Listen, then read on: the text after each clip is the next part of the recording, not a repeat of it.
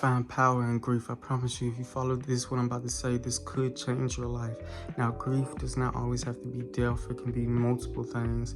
You feel these feelings for a reason, and no matter how big or how small you feel it for a reason, you shouldn't judge yourself for feeling that.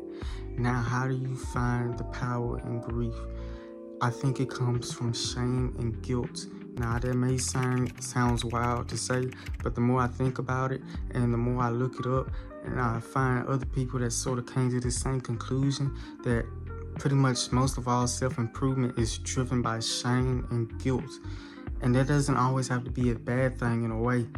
You feel inadequate or you feel in some type of way, and the sadness and the anger is what gets you to get fired up and motivated to actually do something and change something. Of course, if you choose to do that with the way that you're feeling, and you apply this with your grief by just locking in and taking and using that energy in a positive way.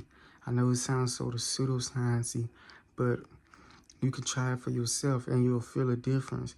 Just take those, I know it's easier said than done, especially for some people, but if you take those feelings that you're feeling and you use it for good, but in a positive outlet, over time, those feelings is gonna subside no matter what those feelings is, whether it's inadequacy or whatever, it's just gonna be replaced.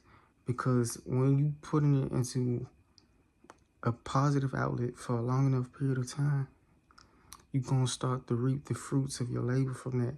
And all these negative things that you feel is going to be replaced with better feelings, better thoughts, better emotions, all because you went and made better actions out of your thoughts.